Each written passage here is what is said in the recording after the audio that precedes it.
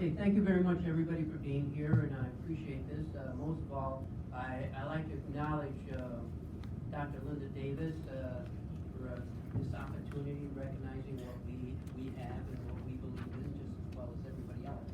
And also Mr. Skinner and Kai Cheeto, and everybody else that is here representing the Department of Vets Affairs, and those representing Brentwood. The lesson to be learned today for us to give is not to try and spank anybody or berate anybody, is to bring one thing. Can you hold your microphone closer to your mouth? This land that we're all talking about. Raise your mic just a little bit. There you go. This property that we're all looking at, that is the National Home Disabled Volunteer Soldiers. That's the name of it, nothing else. Okay? That's what we recognize. That's what it was wielded for, and that's what it was proposed for. And the whole thing behind it is that a donation was given specifically for the purpose of veterans. Okay? You know, some veterans are in some cases physically disabled, physically where they have problems. Some have mental, some have emotional, but they're veterans. They're all veterans. Okay? Veterans have sacrificed their lives for all of us. And we're trying to get together here today to talk about what is and what isn't. Well, what is and what isn't is that we're the ones that own this property. I haven't heard anything at all yet about the grassroots veterans being a part of this. The only part that was given to us is the grassroots veterans operation fund for effect, and it's not just me. It's a coalition that we have here in Los Angeles. Francisco Arvez, Latina Hens, Ryan Thompson, all the many other organizations that represent to try and make something work here for the veterans. It's not happening, people. We need your help. If we're gonna work together, we gotta work together in unity as individuals, not to fight each other. But this property belongs to the veterans. We are the stewards. We reserve the right, okay, to stand for this property. If you give us that opportunity, it's been said before, maybe we can work together. But if you don't give us that opportunity, we're going to continue having these disagreements. That proposing a place for our veterans, it's not going to be, because it's all going to be about the Department of Veterans Affairs. Granted, the Department of Veterans Affairs has done great. Believe me, they've done great by me. They've been great by a whole lot of people. But it's not happening here. Yesterday, I took a tour around the campus. I talked to homeless veterans there for almost 2.5 hours, back and forth, trying to find out what the problem is. Well, the problem is that the sweep that was supposed to be done today never happened. But what would have been happened is they would have swept, and all their personal belongings would have been thrown out into a dump, and they would have been again without nothing. It's happened here before. Nobody's recognizing that. Okay? We've got to work together. We've got to work together. Dr. Linda Davis, I know she understands. I know the rest of you really understand. But you're putting bucks in front of that. Okay? The element of what we're trying to do is get people to work together so we can keep our campus. We already split it up. You know, Secretary of Veterans Affairs back in April 25th says, 2018, said that there was going to be any more stripping of this land. I recorded it. Come back here on August 19th, I think it was this past year, all of a sudden there's 20 some odd acres of land gone. Who is protecting us? Are we dealing with a deck of cards that we're pleasing a community that really doesn't understand what's going on? You know, in that community, every house is let's just say there's 20 houses in that community. Out of those 20 houses, there's about 8 veterans that live in there. They have a part of this. They're not speaking up. They're satisfying what they got. The rest of the veterans are suffering. You're talking about security. I heard it earlier. Okay? Texas, 2 days ago, I got an email said, There was a veteran that was shot 19 times. He had a knife. Two security, I don't know the whole story, but it's graphically put on a video on the web, okay? 2 officers pumped 19 rounds into this individual to stop him. Why couldn't they just shot his legs? Why couldn't they done that? You know, we're talking about a VA facility we're trying to keep together. That's what we have here today. Achina Hentz and also Francisco Juarez and Ryan Thompson is going to demonstrate why we're here.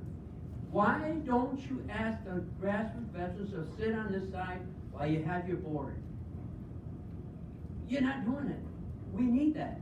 Linda, I really mean it. I said to the crew earlier yesterday and the day before this, we need to just have more than 1 hour here. We need to be in Washington to speak, okay? Not to just have empty ears, empty chairs, but to speak. Our introductions are of value. I can stand here and talk and bore you to death, but I'm not here to bore you to death. I'm here to bring up Tina Hentz. Tina? Good afternoon. We are, as a matter of fact,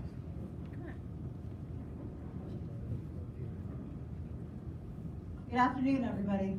Thanks for having us here. We are, as a matter of fact, beginning in the order that we started in, and I'd like to bring up my godfather, Francisco Juarez.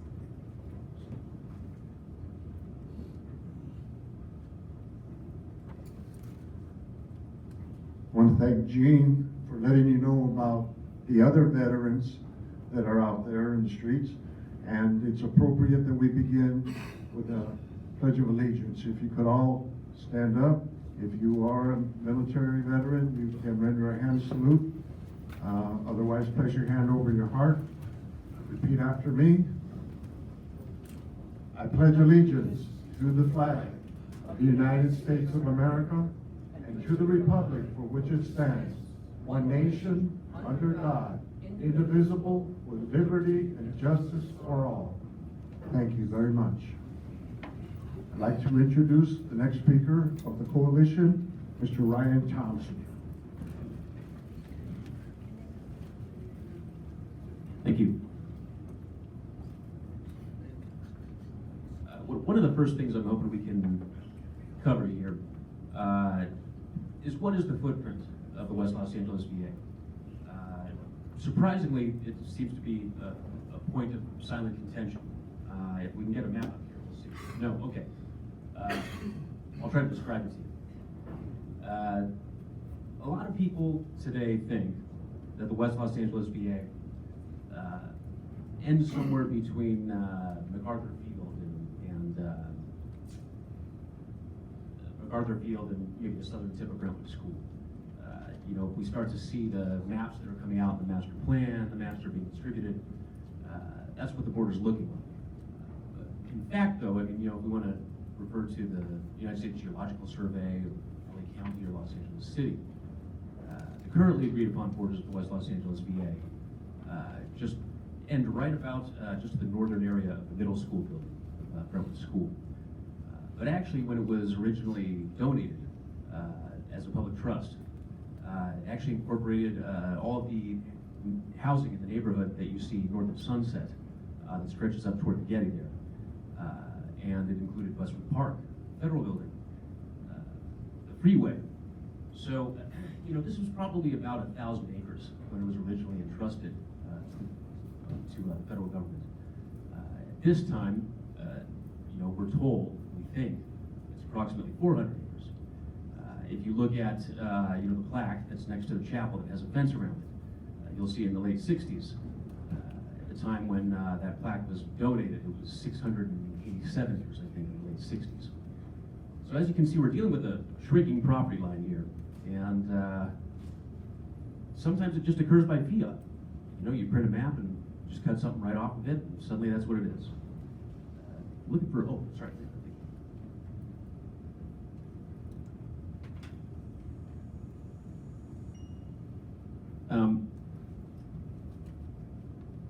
So let's talk about some other aspects of the history here instead of just the geography. this land was owned originally by some wealthy landowners who had military legacies in their family or military officers themselves, late 1800s. This was an investment. They wanted to make money off the land. But the problem is there were no jobs to attract the type of economy that they wanted to build. Sorry, turn my glasses around.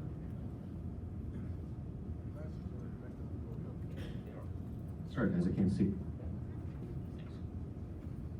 So anyway, they had all this land, far more than they donated, and they needed to find a way to start up an economy, to get some business out of this, to make a return on the investment. And there were no jobs to offer people to come out here to help start that economy. So they had an idea, and that idea was they understood that veterans had pensions, and those pensions could go anywhere that there's a U.S. mailbox. So it was like a built-in economy. If they could give the land to these veterans, they could receive the pensions, and those pensions, while modest, could earn, could allow them to buy sundries, books, some entertainment, and if they were provided a home and they didn't have to pay for that housing, that would be discretionary income. So the bet was, if they donated this land, the veterans would come in and they would start spending money, and it would attract small businesses. Those businesses would arrive, and they would start selling off, plot by plot, parcels that they had divvied up of the land that they had retained. And that they did. And it was a very successful home for decades and decades. The first generations started moving out of the West Los Angeles VA, at the time the Pacific Branch of the National Home of Disabled Volunteer Soldiers, and they started building a town called Sawtelle, which we now know as West Los Angeles. It was actually annexed by Los Angeles, I can't remember the year. But that was a town built by veterans, run by veterans. Veterans who were coming out of the National Home for Disabled Volunteer Soldiers are also the folks who started the economies of Westwood. They started the economies of Brentwood. They were major contributors to the beginning of the economy of Santa Monica. This is what the home did.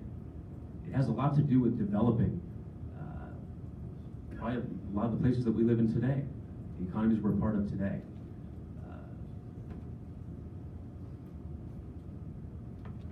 So this was called it's actually known historically as the veteran boom. That boom started to reach a decline. As Los Angeles was growing and coming westward, there were special interests, and there were lobbyists, and they wanted some of the resources that veterans had developed.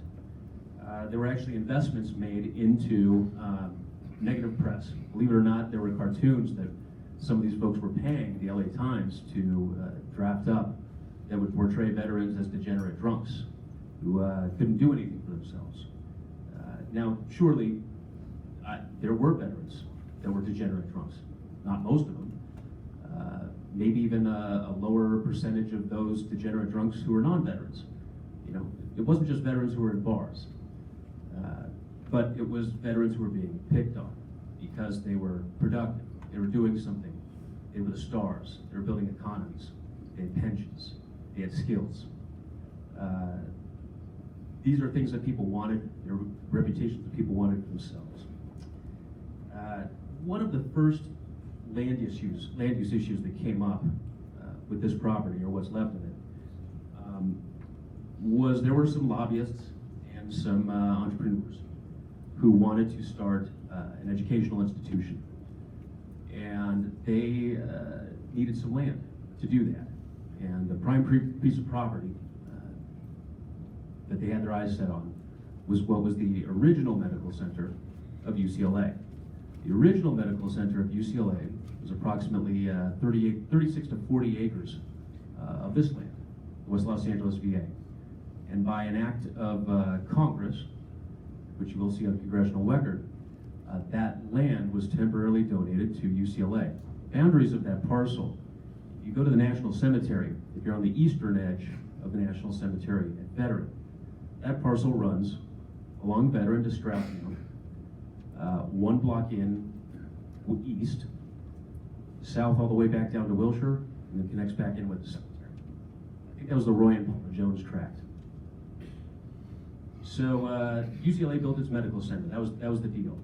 They would temporarily provide UCLA this land to build its first medical center. And as soon as the congressional record states, the moment that that land would no longer be used as a medical center, it would revert back to the home. Well, it hasn't. Today, that land is primarily parking lots and apartments. Most of those apartments are private developments. It's questionable as to how those title transfers occurred. We don't know. It's something to look into. That's how this land disappears. You gotta remember there was no internet back then. It wasn't too easy to go check a record, check a boundary, see what had changed. You had to be in the know. It was a lot easier to take that much land at that time.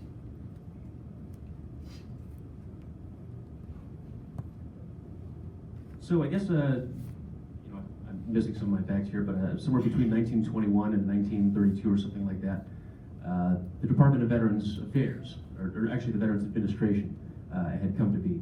This was an act of Congress. And this is when this land, one of the National Homes for Disabled Volunteer Soldiers, had been transferred under the management of that department. That department, this department, did an incredible job. It took that home, this home, and it expanded it, and it improved it.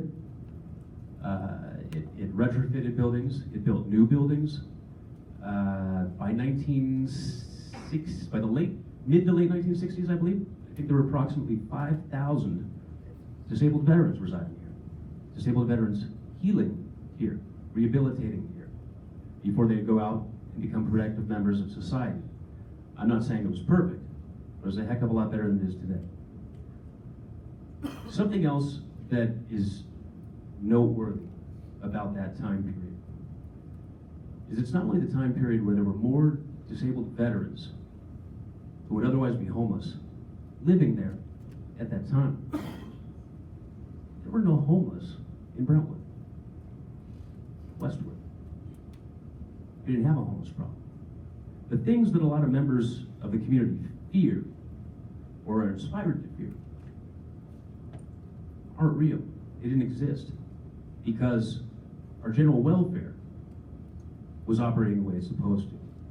When our taxes paid for housing to be built, for veterans to be taken care of, well, they were a lot more than they are today.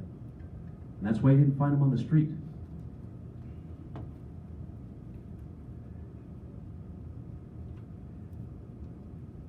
So, I want to make it clear though, the Department of Veterans Affairs, it's not a person, it's a system of rules and regulations. It's going to be as good as the ethics and the integrity of the people who are running it, and the attention and awareness of the public who are impacted by it. And objectivity has a lot to do with that as well.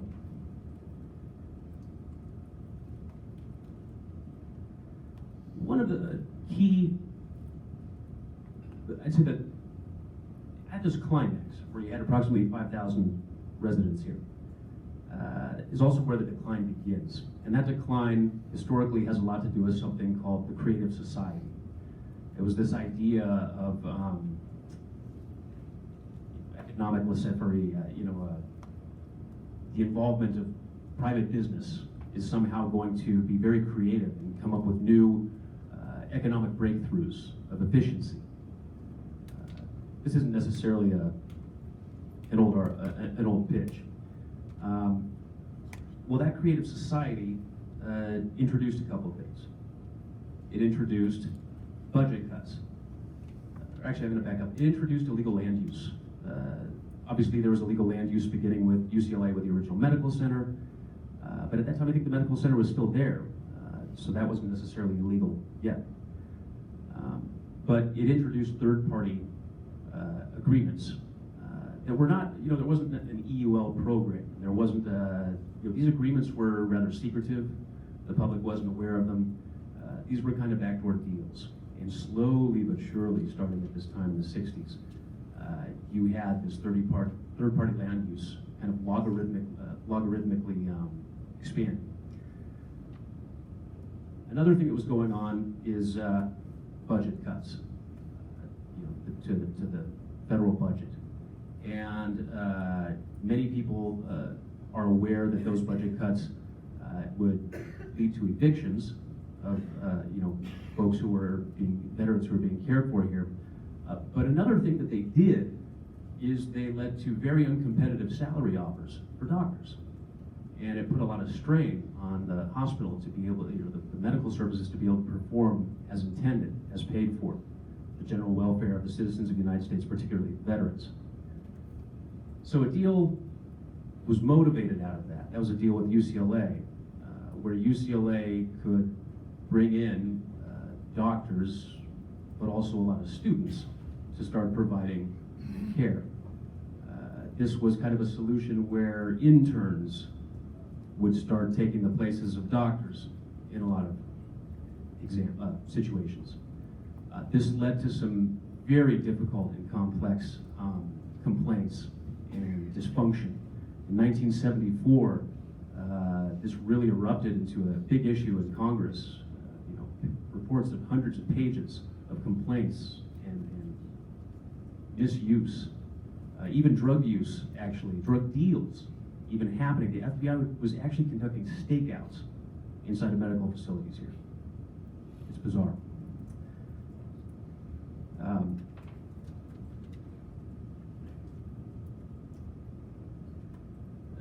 Another thing showed up, and that was, something else that came to be. Actually, I'm going to jump around here. I didn't realize how much time I spent here. Anyhow, illegal land use proliferated because of these things. Inefficiencies proliferated. And then we arrive at a period that I'll call suspended justice.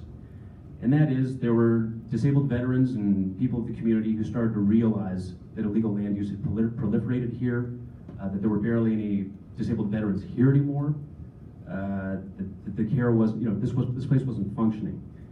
So an act was put forward. That was Valentini versus Shinseki in the federal courts, where there was a lawsuit that these veterans were not getting access, that the general welfare wasn't functioning the way it should.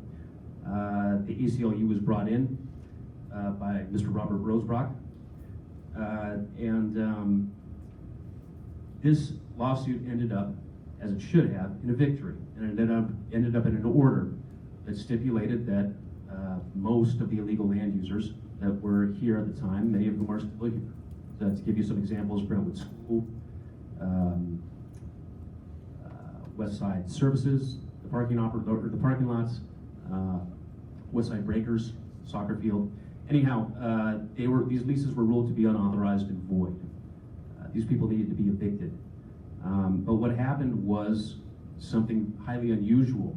What happened was there were late interveners. UCLA and Brentwood School had showed up after the judgment, and they had decided, okay, now we have a problem with this. But the judge, Otero, was pretty smart, and he bit back at this, and he pushed a lot of this back, and he pretty much dumped most of their contentious points to appeal and intervene. But he didn't completely get rid of them. And there were negotiations that ensued. There was a mediation that happened. Unfortunately, that mediation involved a lot of bias. It was the wife of the publisher at the time of the Brentwood News, who was very biased against those disabled veterans who were against the illegal land use. There were conflicts of interest. The ACLU is not a place that just goes out and starts paying attorneys a lot of money. There are people that accept invitations of attorneys who would like to be a part of their cases. Sometimes those attorneys don't always have to have the motives that would necessarily represent the ethics of what the ACLU stands up for. There was another issue too. We had Robert McDonald become the Secretary of the VA, former chairman of Procter & Gamble.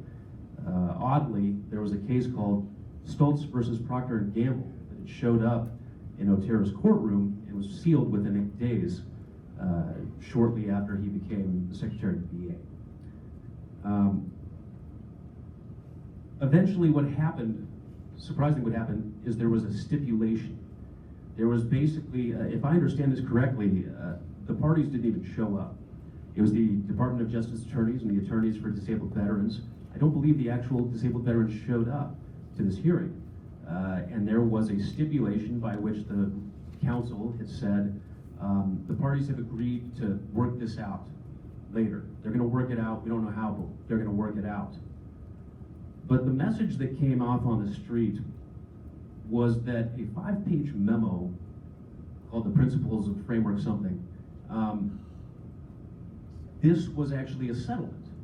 Even though it says, you know, this is not enforceable in the court of law. If you actually read this thing, this memo is the product of, you know, a cold December night, if we want to listen to how Ron Olson describes it, where he received a call from Bob McDonald and said, hey, we can work this out.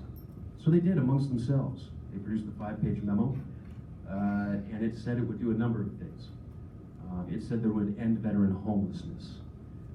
It said that a nonprofit would be created named Vets Advocacy that would represent veterans. It said pretty much everything it said, it failed, breached. So at some point too, there was a secret amendment to this that isn't really secret anymore. I don't even really understand it, but it was Ann Brown signed it, and Ron Olson signed it, but we don't know what he was because he didn't put a title for himself. I mean, what could he put? He couldn't say he was representative for veterans anymore. So Vets Advocacy was born. Vets Advocacy, you know, I'm really tasked to find how Vets Advocacy has ever represented. I think Vets Advocacy has represented veterans one time. Anthony Ullman organized a significant amount of input and comments from veterans very early on. That's commendable. I think that's the only thing it ever really did for veterans. It's a nonprofit. They lobby. In 2018, Vets Advocacy lobbied for land use reform at the West Los Angeles VA, that it did not report on its federal 990 tax form, as it is required to by law.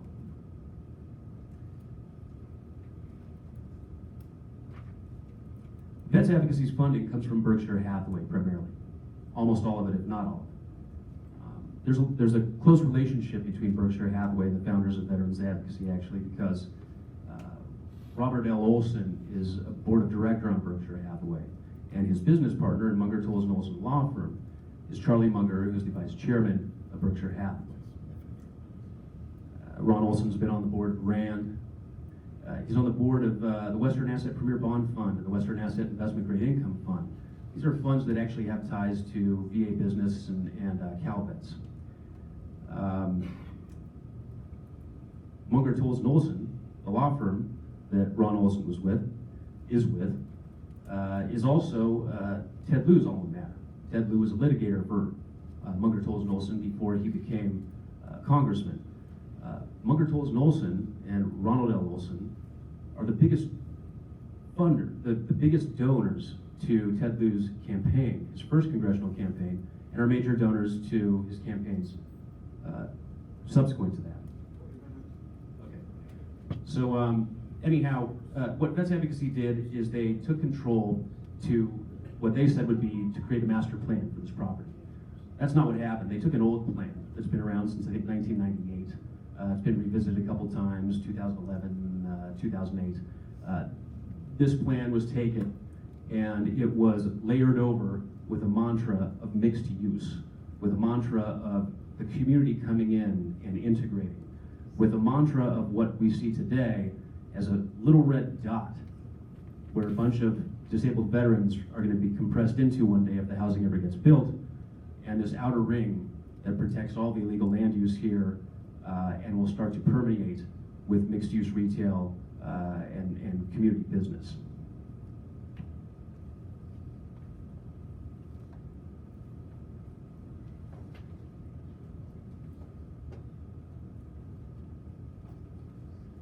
I'm going to talk really quickly about the authorities, the laws regarding this property. A lot of time we hear a lot about the deeds. The deed of 1887. Well, everything people say about it is true. It created public trust. But there's also lots of other laws that govern and, and are this property is under the auspices of the McKinney-Vento Act. Then there's also a law that we don't know a lot about. We don't hear a lot about. It's called the 2012 Camp Lejeune Act, Caring for Our Veterans Camp Lejeune Act, I think it's called. This act in 2012 permitted and extended the enhanced leasing program here, but it was exclusively limited to the purposes of providing housing for veterans. By the time the West Los Angeles Leasing Act came to be, there was a lot happening here after the veterans had won the Valentini v. Shinseki lawsuit. There was a lot of legal activity, lobbying, and one thing that out of that is Dianne Feinstein and Ted Lieu co-sponsored a bill called the West Los Angeles Leasing Act. It was marketed and promoted as what we needed to provide housing for veterans, what we needed to get homeless veterans off the street. What they didn't say was that we already had that act in 2012, that we already had that leasing authority, and that it was just exclusively for the veterans. So really what this act did is just at the West Los Angeles VA now, it allowed all different kinds of leasing to happen, all different kinds of third-party land use, easements that would allow the Purple Line to happen. This was not a protection, it was an expansion.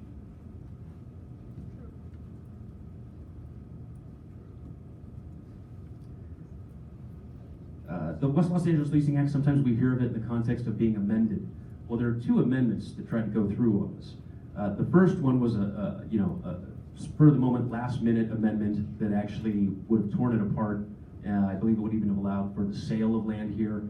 But by the time that got to the Senate, they crushed that, and it was approved as is, as we see it today. But there was another amendment, and that was an amendment that doesn't exist in the West Los Angeles Leasing Act.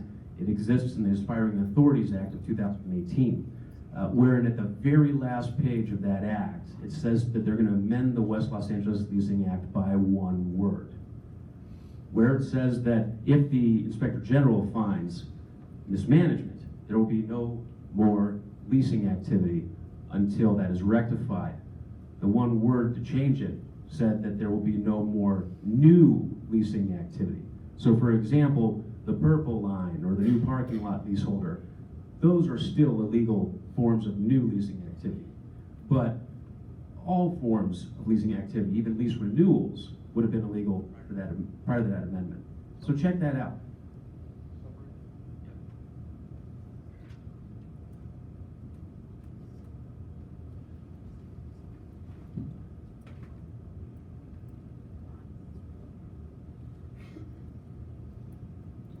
Anyhow, I'm just going to summarize this up and not refer to my notes anymore because I'm taking way too long. Sorry about that. A lot of the illegal land users here are lobbying against the interests of disabled veterans intentionally and have been for years. UCLA has lobbied millions of dollars to take this land away from veterans. The Brentwood School, just in the past 5 or so years, has lobbied $1.5 to $2 million to reform leasing practices here, to take the land away, to evade the findings of the Inspector General report. Vets Advocacy is doing that lobbying. Village for Vets is doing that lobbying. The Veterans Park Conservancy, not as much as the others, but they put in about 90 grand for that type of lobbying. Everybody here is trying to do what they can to make sure that the disabled veterans never return here. Whether the housing becomes $930,000 a unit, whether you move 54 in and you move a few hundred out at the same time, this is what the real master plan is. If you want to understand what the master plan is, look at the map, one red dot. That's the master plan. Sorry I couldn't get through this. I appreciate your patience. Thank you for listening. Thank you, Ryan. How much time do we have left, please? Looks like, yeah, you go. Your time goes until, it looks like 3:15, but you actually started late, so we're probably closer to 3:30. 3:30, thank you very much. 20 minutes. Our intention, Mr. Chairman, board members, was to present you with a brief of the veteran master plan. We had already given you the framework of the principles, which is the strategy that you had heard about, and we wanted to give you the brief today of a plan that will supplement or replace the draft master plan that you're talking about. We don't want to reinvent the wheel, but we want to eliminate those portions of the plan that are tied to these questionable activities that were just described to you. So you've heard introduction and background. As long as baseline is concerned, this is VMP is a plan for veterans by veterans. Ron Olson is not a veteran. A lot of the people he's involved with, they're not veterans. The enforcement is the next thing, and those are the acts, deeds, and all the laws that support preserving this. All we have to do is begin to enforce them and not let people stay on the land that have already been determined to be void, therefore unlawful. There are ethics. We need to begin to work ethically. Mr. Chairman, you pointed out that a schedule earlier from 2017 to today, 17, 18, 19, 20. We were here at the first public input telling you these things that we're trying to tell you today, and it took 3 years for us to get 1 hour presentation, and that's just in a brief. But we've never been engaged, and I think engaged is a word that's in your title here. Investigative research, that is the result. That is what kicked our cause up a notch, is when all of these uncontested facts were published, and that is why we know we're on the right course. Accurate, frequent communication. All we have to do is begin to talk to each other earnestly, honestly, and with integrity, and not avoid us because those guys, they're talking about the bad stuff. On site. It's time that we develop an on-site office here. Let's call it the Office of the Sacred Trust. And this is where we begin to program manage together the best plan use for this property. I'll move on to baseline into foundation. And under foundation, I can tell you that veterans are the main stakeholders of this gift land. Therefore, the Veteran Master Plan is prioritized by veterans for veterans to move this best land use plan forward. This has to do with the property. You've already heard about the borders. Uncontested fact. The borders actually go out into the Brentwood community. And now we have Brentwood wanting to come into this community, into here, and encroach that little red dot where we're gonna put 1,200 homes. That's not the way it should be. That should be a showstopper for the DMP. So let's look at the real borders, and let's put the truth on the table here. Federally recognized initial, and the way to do that is to create zones, and the zones would describe where we could first access and begin to develop. Zone 1 would be the indisputable federally certified West LA land where VMP development resolutions and realignments may immediately commence. Zone 2 is land that is easy to prove and reaffirm as West LA VA in response to anticipated unsubstantial challenges. Litigious Zone 3 is land that can be proven as West LA VA and realigned with the source of VMP. Realigned within the scope of VMP, but after anticipated legal challenges that will probably go to trial, unless the Department of Justice discovers issues that would give it back. And Zone 4 is land that has issues where we probably can't even develop on, so they're out of scope. Nuclear waste is where I'm going with that. And that brings us into the environmental issues, oil and gas, which I won't talk about, but they don't belong here. They simply do not belong here according to the intended land use. And the BMP is not averse to considering use of the land for another energy operation, but they should be vetted if we can't reuse the land.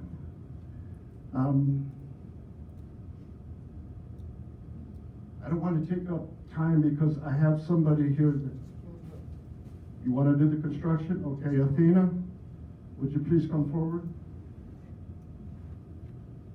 Okay, this is Jose, and he's got some facts on the construction and development, and we'll be back with the closing statements after Athena. You know, thank you very much for your time. My name is Jose Reyes. I'm a real estate broker with commercial development experience, as well as finance, and a commander for AMVets. And we had a beautiful presentation to keep us on task, on time. But as we can always expect, something happens, and we're gonna step up to the plate like veterans, and through adversity, we're gonna push through this. I wanna make sure this gets done. So, I'm not gonna take up a lot of time with respect to everyone else and the components within this presentation, but what I do want to kind of make clear is that the veteran, any master plan that comes to the table has to adhere to this. This is Public Law 115-226. I don't know if everyone has taken the time to read this, but 114-226 has specific guidelines for any development that takes place on this campus or any campus worldwide, but this one specifically applies to West LA. And in listening to a lot of the presentations that were given before us, I'm hearing a lot of, I don't know where we're gonna get funding from. I'm not sure if this can happen. But my sole purpose here today is to make sure that we take care of the interim problem. We know that the draft master plan has many great components to it. But what I want to focus in is the interim solutions now to cover the veterans, or take care of the veterans that are in the streets right now. How much time do we have? 15 minutes. 15 minutes? Okay, I'll probably take about another minute. The draft master plan, or not draft master plan, but Public Law 114-226 states that any lessee revenues that are obtained are to be used for the betterment and the benefit and to improve the quality of life of veterans and their family members. There is no reason why we can't divert some of those funds right now, according to this law, to house those veterans and provide some temporary solution. I know a lot of board members have expressed that concern, I've heard it. But this is a law that allows us to do that. So, if you've never read it, please read it. It's Public Law 114-226. I'm gonna pass the mic on. The next speaker is Athena Henson. She's a patriot from Santa Barbara, California, who shows the diversity of our coalition. We're not just veterans, we're veteran families, we're veteran surviving families, we're PTSD survivors, and we're also patriots that do great things. This is my goddaughter, Athena Henson. Good afternoon. It's very clear that the slides are not here, and so there they are not. All of the hours of work, there they are not. And you know what? That's great. That's great, because it shows me how difficult it has been over the past 30 years for everybody to be here today, and how complicated the situations have been. We already talked about in the history. We already talked about these things. That's how we say it. We act like it never happened. Well, it did, and it's done, and moving forward, all this is what we're talking about with our framework, principal framework, the Veteran Master Plan, is to put something in place that overlays everything that everybody's doing. Everybody has great ideas in this room. They do. I heard some of it, and I've been, paying attention to the rest of it, and it's exciting. Everybody wants to do something fantastic here. Everybody wants to help the veterans. That's the goal. And if it is not, then. But I just want to say a small piece here that I wrote, and Dad probably helped me put together here. That's easier for me to read than to go back and forth and look at it. So that's what I'm going to do. The next steps for this to work, the Veteran Master Plan, are acknowledging diligent planning.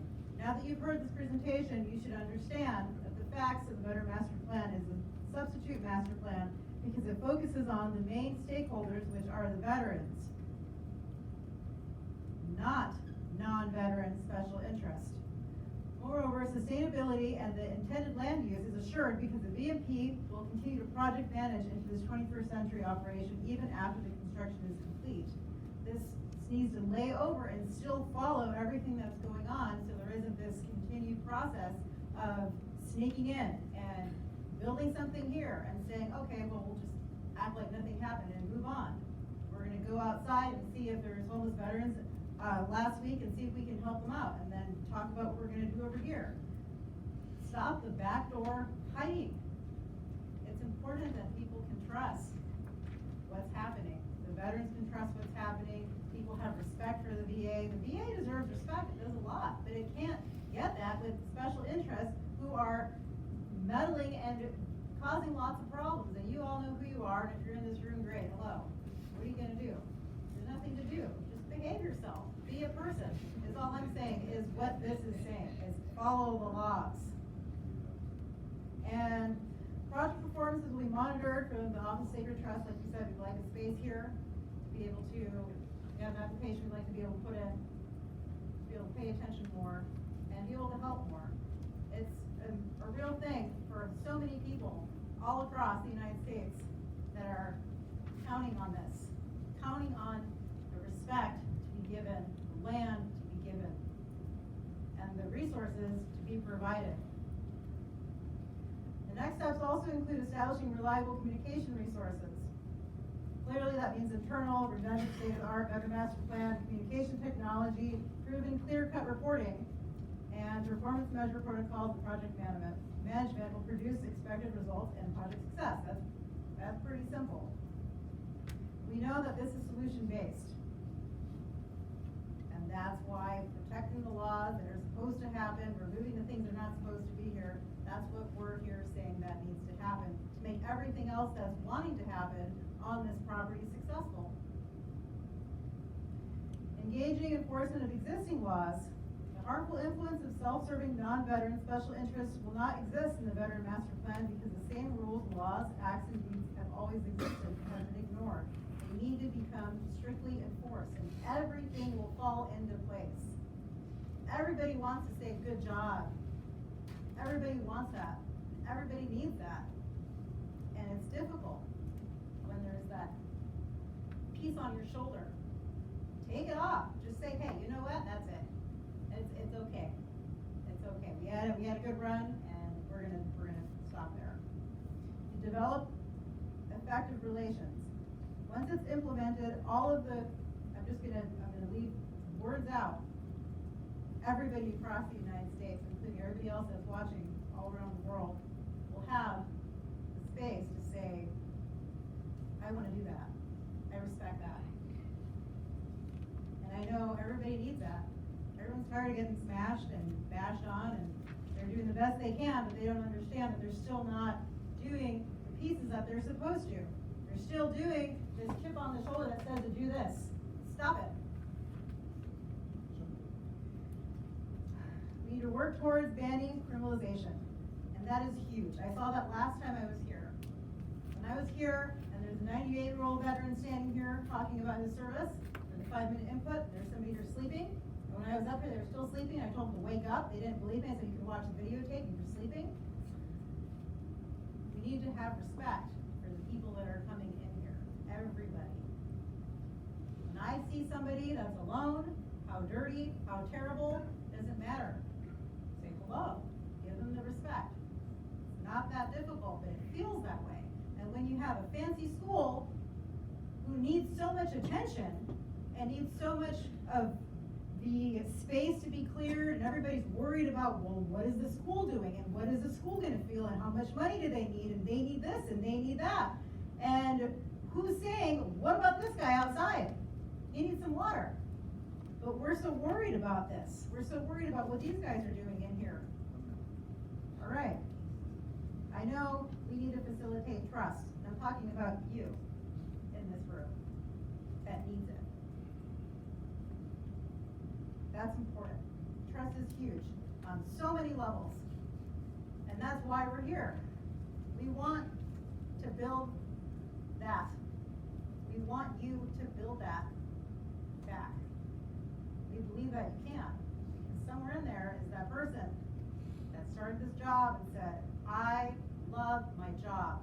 Find that person and bring that person. Make this happen.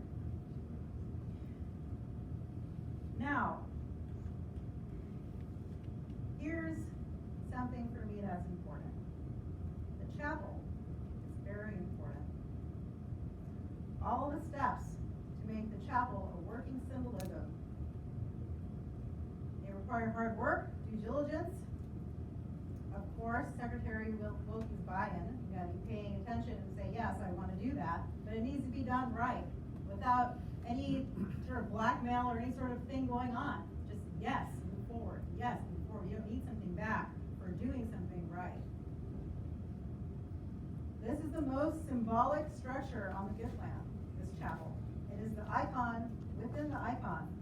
As a Zone 1 structure, use it to showcase how a veteran-owned company working within a veteran creative plan, training veterans to work on it in the process of restoration is a win for veterans, it's a win for the government, and it's a win for the taxpayers. Have that be the very first thing, because that's a place that everybody is able to respect. You can do so much with that as that being your very first project that's needed. So, yeah. And don't put the purple line by the chapel. Thank you. Athena.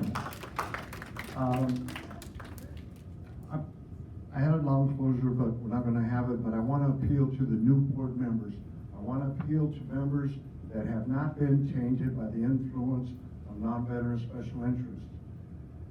You are either part of the solution here, or you're part of the problem. We're not coming here to rant and tell you things. We're coming here to let you know that there are bona fide, uncontested facts that point to land fraud. And we don't need to go down that road. We need to supplement the portions of the plan from the veteran master plan onto that and remove that.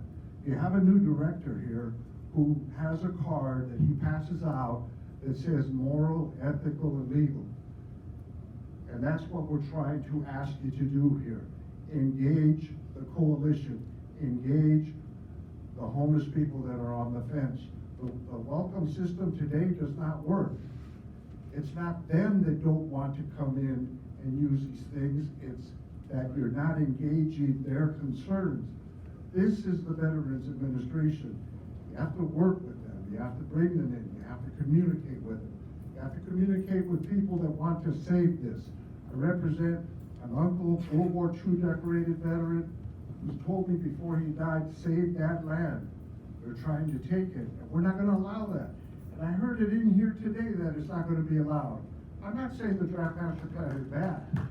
I'm just saying there's parts of it that need to be dropped. We are saying that. Yes. We appreciate your attention today, and I want you to come in and close it. Thank you very much. Real quick, something that's so important all the time. Is there any homeless veterans here? Did any homeless veterans come in? Would you stand, please? Stand up, thank you. Stand up. There's two here, as far as I can see. I actually see 2,000. 2,000 out there. I actually see what's being done to them, you know? I actually see that. You know, I don't have to beg. You know, this is one time I'm gonna say to this. Look, I want to be in Washington. We want to be in Washington because we need to have everybody woken up. You haven't fell asleep, yep, you haven't rolled your eyes, because I couldn't even tell if you rolled your eyes or not. And the people that are coming here to talk about other issues concerning the land and what you're gonna do, what you're gonna do this, and how this appeals to everybody. Well, look at this. We have one gentleman here, nice guy, talked about how he can do this and do that, but really, I got lost with him. Maybe you got lost with me too. But those elements are very important that you listen to the grassroots veterans. Give us a part to be on that side instead of standing here, so we can hear the rest and also have some type of a definite way of balancing what we have to do. But don't take the land. Don't give it to the outsiders to build. Like they did in Canandaigua, New York, they built a building up there, the house veterans, they have veterans up there and non-veterans. That's garbage. The law says you have to build a building on the outside because the city says you can't do it in here unless you bargain with them. There's no bargain. There's no more bargain. This is the stakeholders, the veterans who died, the veterans that haven't died yet, the veterans that are fighting, okay? Those are the stakeholders. We own this from the nationwide, because in here, we're from all over the country. That's why I'm here from New York. I would've had some from North Carolina, New Mexico, Texas, but it's kinda hard to get everybody together. You know why? Because it costs, and everything's about money. As it is about money to come down here, you know what? For the ones that are here today, we are covering for all of them. For all of those good things that you're saying, you're covering for every veteran. So when you come up here, don't let this go out in one ear and out the other, and then come up here and say, well, you know, so wait a minute. This is the way we're gonna do this, and I hope that you can understand. It's about us. It's about every veteran. Thank you so much.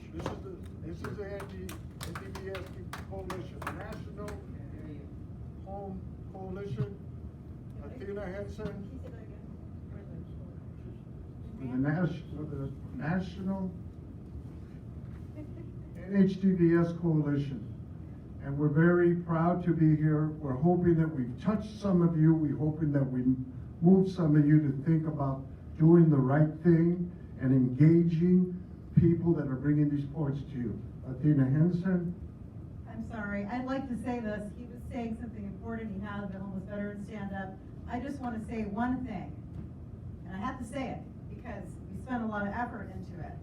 We asked for one thing, and it was important, and we didn't get it. I don't really care, it's done. We asked for a table so we could sit at, which we did not get. It's fine, it's done. But the reason that we asked for a table is because we had, within ourselves, we brought everything to set up for the missing man table. And then we have that sitting there in a box. That makes me upset, because that was supposed to be here, because that is what this is about. When you go home and you go, oh, that was a great day at work. What is that person that didn't come home? What do they think about what you did? What do they think about what you're doing? Are they proud of you when they come back? If they come back, what is it that's gonna be here for them? And that's all I gotta say. Thank you very much.